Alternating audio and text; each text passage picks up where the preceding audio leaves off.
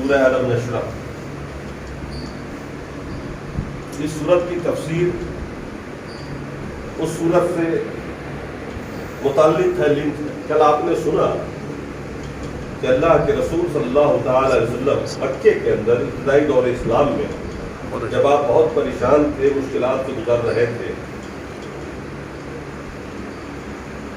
ان دنوں میں آپ بیمار پڑ گئے، 3 روز تک آپ تہجد نہ پڑھ سکے، قیام اللیل نہ کر سکے۔ آپ قیام اللیل میں تلاوت قرآن بلند آواز سے کرتے تھے۔ پڑوس میں ابو لہب کا گھر تھا، آپ کے چچا کا، اور اللہ کے رسول کی چاچی ام جمیل بھی بہت دشمن تھی۔ ابو لہب بھی دشمن تھا اسلام کا اور مسلمان کا، اللہ کے رسول کا۔ اللہ کے رسول کے پورے خاندان میں سے سب سے زبردست جو آپ کے خلاف اٹھا وہ آپ کا سگا چچا ہی ابو لہب تھا۔ ابو جہل آپ کا چچا نہیں تھا، وہ دوسرے قبیلے کا سردار تھا۔ ابو لہب عبد المطلب کے بیٹے، رسول اللہ کے چچا، اس کی بیوی کا نام ام جمیل تھا۔ یہ اللہ کے رسول کے لیے ہمیشہ کانٹے بچھایا کرتی، شوہر بیوی دونوں اسلام کے دشمن تھے، دونوں روایت پرست تھے، دونوں اپنے خاندانی وقار اور مقام کو بنائے رکھنا چاہتے تھے پورے عرب میں، جس شرک پر وہ تھے اور اس بنیاد پر متولی تھے وہ خانے کعبہ تھے۔ تو اللہ کے رسول 3 روز تک قیام اللیل نہ فرما سکے، تلاوت کی آواز نہیں سنی اس بڑھیا نے، تو اس نے چڑھایا اللہ کے رسول کو، محمد کیا ہوا؟ آج کل تیرے شیطان نے تیرا ساتھ چھوڑ دیا۔ اللہ کے رسول کا دل ٹوٹا اور آپ کی دلجوئی میں پورے سورہ والضحیٰ نازل ہوئی، جس میں اللہ تبارک و تعالیٰ نے جو آپ نے کل سنا ہے اپنے ان احسانات کو یاد دلایا رسول کو، کیا بھلا آپ نے کیسے سوچ لیا کہ میں آپ کا ساتھ چھوڑ سکتا ہوں؟ میں آپ سے ناراض بھی ہوں، آپ کو چھوڑا ہے، اور اپنے پرانے وقتوں کو یاد کیجیے۔ آپ جب یتیم تھے تو میں نے سہارا دیا، آپ جب محتاج تھے تو خدیجہ الکبریٰ سے شادی کرا کر میں نے مالدار بنایا۔ وہ سارے احسانات اللہ تبارک و تعالیٰ نے پچھلی صورتوں میں گنائے۔ اب مزید 3 انعام کا ذکر اس صورت میں، ان 3 احسانات کے ساتھ ساتھ 3 انعام کا ذکر اگلی صورت میں ہے۔ اللہ نے فرمایا الم نشرح لک صدرک، اے رسول کیا ہم نے آپ کا سینہ کھول نہیں دیا حق قبول کرنے کے لیے؟ اس شرح صدر کو سمجھیے آپ، یہ بہت بڑی چیز ہے شرح صدر۔ آدمی کا حق پر مطمئن ہو جانا یہ اللہ کا بہت بڑا انعام ہے۔ قرآن کی آیت 8ویں پارے میں اللہ نے فرمایا وَمَن يُرِدِ اللَّهُ أَن يَهْدِيَهُ يَشْرَحْ صَدْرَهُ لِلْإِسْلَامِ، اللہ تعالیٰ جسے ہدایت دینا چاہتا ہے اس کا سینہ کھول دیتا ہے اسلام کے۔ آپ نے دیکھا ہوگا بہت سے ایسے لوگ ہیں جن کے پاس کافی علم ہے، کافی کچھ جانتے ہیں، تاریخ، اتہاس، حدیث، قرآن سب جانتے ہیں، مگر ہدایت نہیں پاتے۔ آخر کیا ہو جائے؟ آپ نے ایسے لوگوں کو دیکھا ہو جن کے پاس کوئی تعلیم نہیں ہے اور بڑے آرام سے اللہ اس کے رسول کے پیغام کو مانتے ہیں اور قبول کر لیتے ہیں۔ وجہ کیا ہے؟ ابو جہل جیسا آدمی جس کا سابق نام ابو الحکم تھا، مکے میں سب سے عقل مند آدمی تھا، اس نے اسلام کو نہیں سمجھا اور پوری زندگی اسلام کا مخالف رہا۔ اس کا ٹائٹل ابو جہل بن گیا۔ ابو جہل کا مطلب سب سے بڑا جاہل، جو کہ اپنے وقت کا ابو الحکم تھا۔ اور وہیں پر بلال جیسے لوگ، سہیب جیسے لوگ جو غلام تھے، اللہ تعالیٰ نے ان کا سینہ کھول دیا، انہوں نے حق کو قبول کر لیا۔ ہم لوگ اپنی تبلیغی زندگی میں دیکھتے ہیں کہ بہت سے پڑھے لکھے لوگوں کو بہت کچھ دکھاتے ہیں، حدیث و قرآن سے مگر وہ نہیں مانتے، وہ آبا پرستی اور روایت پرستی میں تلا رہتا ہے۔ اور بہت سے ایسے لوگ جن کو معمولی سی تقریر کے بعد وہ ہدایت پایا۔ یہ شرح صدر ہے۔ اللہ نے قرآن میں فرمایا وَمَن يَرْضِ اللَّهُ أَن يَهْدِيَهُ، اللہ جسے ہدایت دینا چاہتا ہے اس کا دل کھول دیتا ہے اور حق بالکل فٹ ہو جاتا ہے اس کے دل کا۔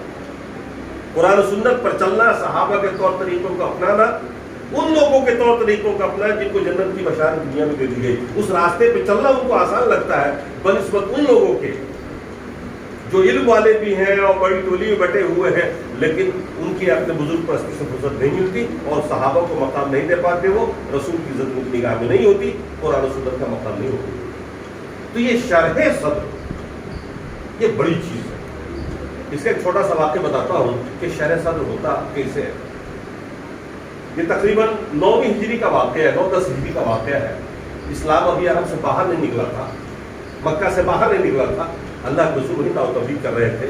طفیل ابن عمر دوسی، آپ لوگوں نے نام سنا ہوگا، یہ قبیلہ دوس کے سردار تھے، یمن سے حج کا پہ کیا ہے، بہت بڑے آدمی. اور مکے میں ہر آنے والے پہ مکے والوں کی نظر ہوتی تھی کہ محمد سے مل نہ سکے، پورا پرتیبندھ لگا ہوتا تھا. اور بڑے آدمی کو ڈانٹ پٹکا کے پابندی نہیں لگا سکتے.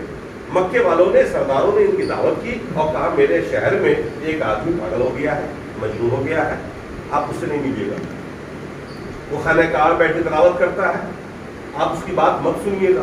وہ اپنے دین پر تھے، بت پرستی میں تھے، ان کا اپنا دین کو پیارا تھا. خانہ کعبہ کا طواف کرنے کے لیے وہ آئے تو کان میں روئی رکھ لی انہوں نے، تاکہ ہم محمد کی آواز ہی نہ سن سکے، جادوگر کے ہمارا دھرم نہ خراب کر دیں. ابو جہل نے بتایا تھا کہ جو سنتا ہے وہ فرشتہ ہو جاتا ہے، اس کو جادو ہو جاتا ہے. تو انہوں نے اپنے کان میں روئی رکھ لی. جھاڑ پھونک کے بھی ماہر تھے، بہت بڑے شاعر بھی تھے. طواف کرتے کرتے ان کے دل میں خیال آیا کہ میں شاعر بھی ہوں، عقل مند بھی ہوں، بیوقوف نہیں ہوں، قوم کا سردار بھی ہوں، تو کیوں نہ چل کے اس کو دیکھا جائے. اگر وہ اچھا کہتا ہو کوئی بات تو مان لیں گے، اور کوئی غلط بات ہوئی تو چھوڑا دیں. اس نے تہیہ کر لیا طواف کرتے کرتے. دماغ میں یہ بھی تھا کہ اگر آصف اور بھوت کا کوئی ہوگا تو میں جھاڑ بھی دوں گا، میں جانتا بھی ہوں سب. اللہ کے رسول کے پاس ہو گئے، ملے تو ملنے کے بعد بیٹے تجھے کیا ہوتا ہے؟ اللہ کے رسول نے پوچھا. اللہ کے رسول نے وہ حمد پڑھی جو خطبے میں ہم لوگ پڑھتے ہیں، ان الحمد للہ نحمدہ ونستعینہ ونستغفرہ. ساری تعریف اللہ کے لیے ہے، ہم اسی اللہ کی تعریف کرتے ہیں، ہم اسی سے مدد چاہتے ہیں، ہم اسی سے مغفرت چاہتے ہیں.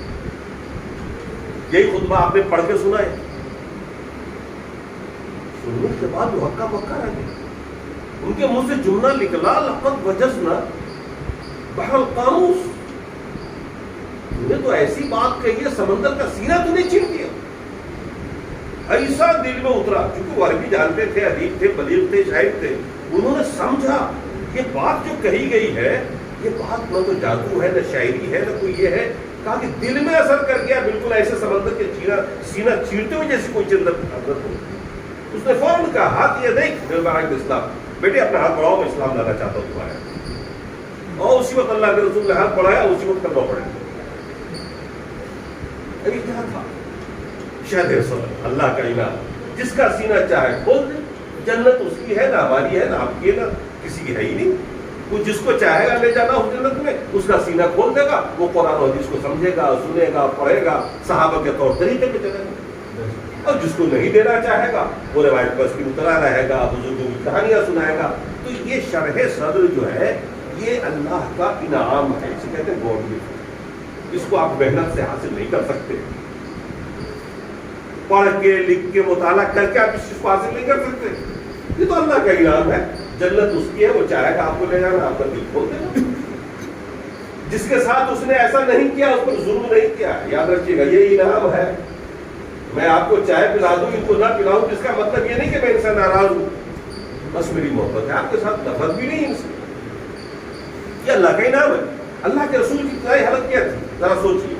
اللہ کے رسول جانتے نہیں کہ اسلام کیا چیز ہے. اللہ کے رسول کو پتہ نہیں تھا قرآن کیا چیز ہے. اللہ نے قرآن میں فرمایا انک لا تدری ما الکتاب ولا الایمان.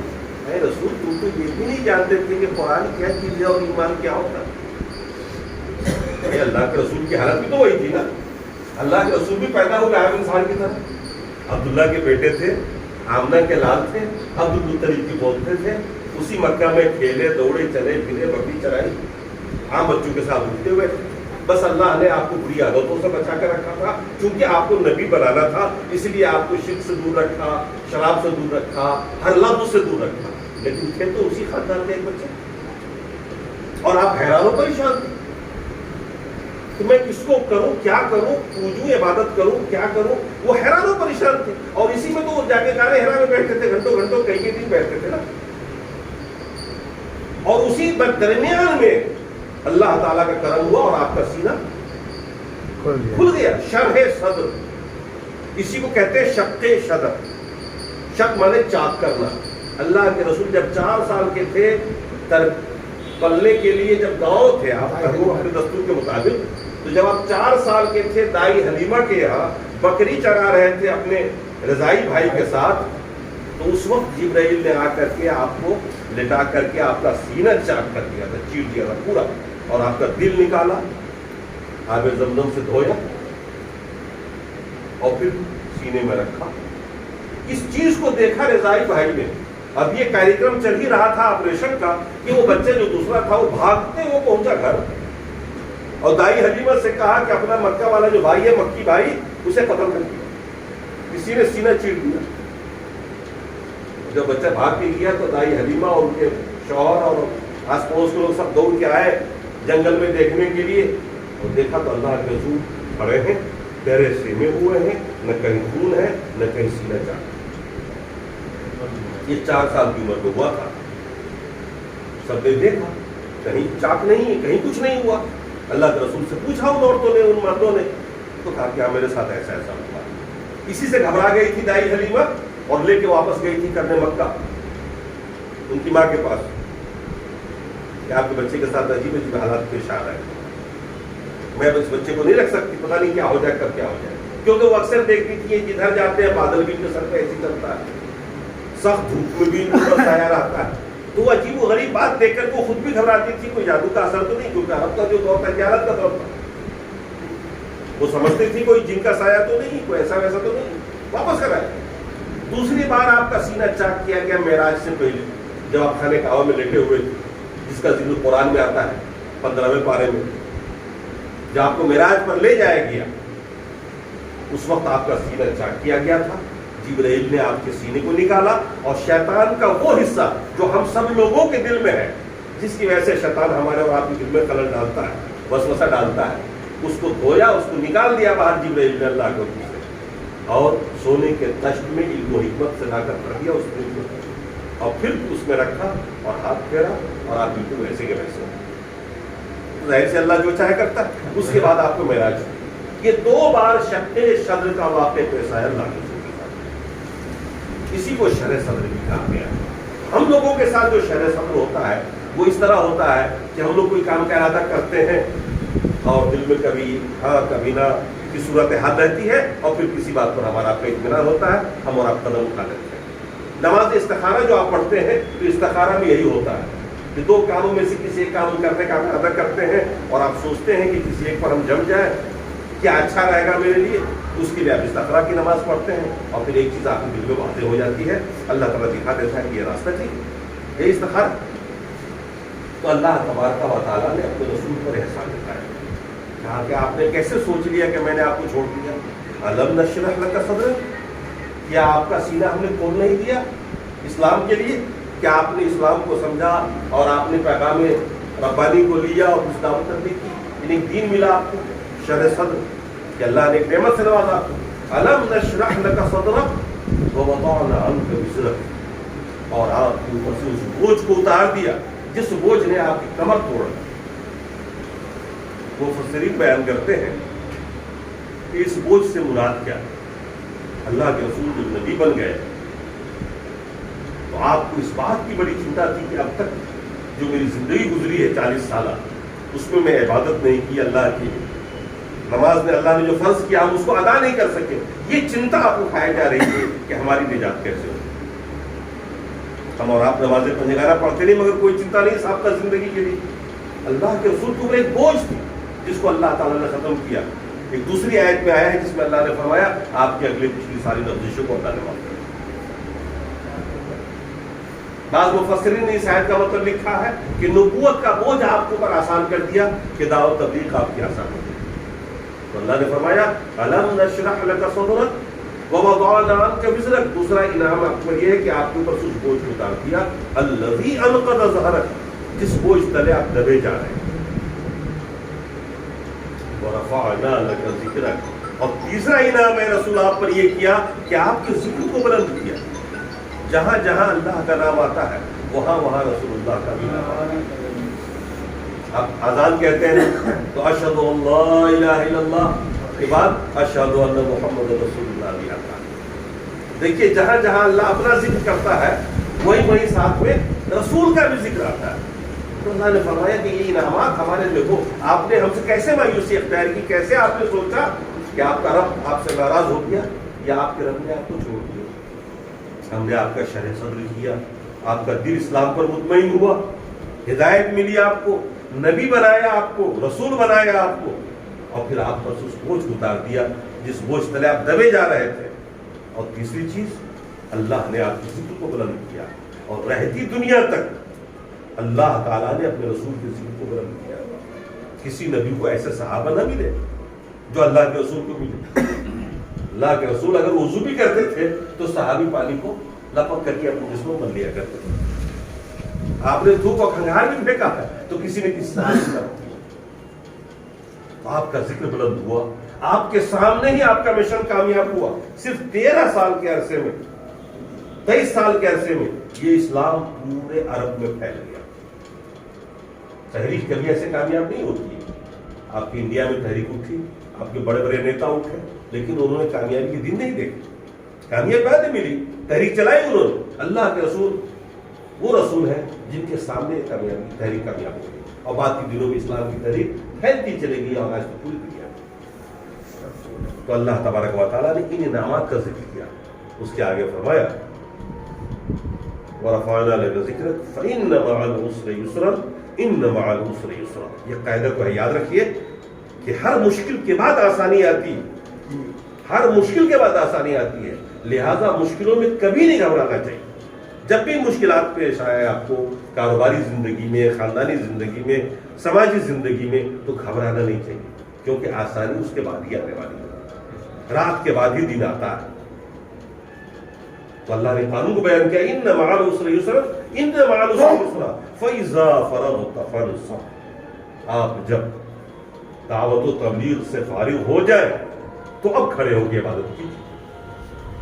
اپنا ٹائم زیادہ سے زیادہ دعوت و تبلیغ میں دیجیے. اللہ کے رسول چاہتے تھے زیادہ سے زیادہ عبادت کریں, اللہ سے محبت تھی, اللہ کا قرب چاہتے تھے, لیکن اللہ نے کہا نہیں, آپ اپنی ڈیوٹی کو ادا کیجیے.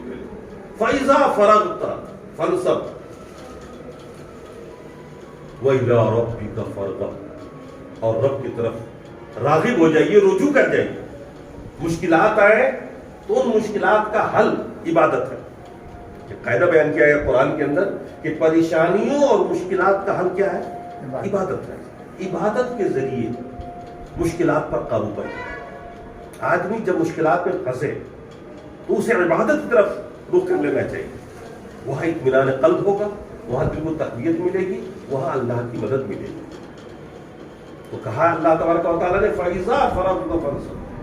دعوت و تبلیغ میں پریشانی ہے, آپ کو سننا پڑتا ہے, طرح طرح کی باتیں آپ کو سننے کو ملتی ہیں. آپ اس کی مدد عبادت سے لیجیے. یعنی جب آپ عبادت کریں گے تو آپ کو اس سے مدد ملے گی, اور عبادت کے اندر آپ کے روح کو اور آپ کے دل کو تقویت ملے گی. فَإِذَا فَرَغْتَ فَانْصَبْ وَإِلَىٰ رَبِّكَ فَارْغَب. رب کی طرف رجوع کیجیے. ہم اور آپ مشکلات میں پھنستے ہیں تو نماز چھوڑ دیتے ہیں, عبادتیں چھوڑ دیتے ہیں. یقین جانیے آپ جب بھی مشکلات میں پھنسے تو عبادت کی طرف آپ رجوع کریں, آپ کی مدد ہو جائے گی اللہ کی طرف. تو اللہ تبارک و تعالیٰ نے یہ احسانات, انعامات اللہ کے رسول پر گنا ہے. اس میں ہمارے لیے سبق یہ ہے کہ ہم بھی یہ سمجھیں کہ اللہ نے ہمارا شرح صدر کیا. ہم میں کئی ایسے لوگ ہیں, میں خود ان میں سے ہوں, کہ میں خود بھٹکتا تھا, دنیا کی طرف ادھر مائل تھا, دین کی تحقیق نہیں ہو پا رہی تھی, لیکن ایک وقت آیا اللہ تعالیٰ نے حق کی راستے پہ چلا دیا. تو ہم میں سے ہر فرد کو جس کو بھی اللہ نے توفیق دی, اللہ نے شرح صدر کیا, یہ ہمارے لیے بہت بڑا انعام. ہم جب پریشان ہو تو عبادت سے مدد لیں, مشکلات میں کبھی گھبرائے نہیں, کیونکہ مشکلات کے بعد ہی آسانی آتی ہے. تو یہ سورہ الم نشرح کی تفسیر آپ نے سنی جو اللہ کے رسول کو اللہ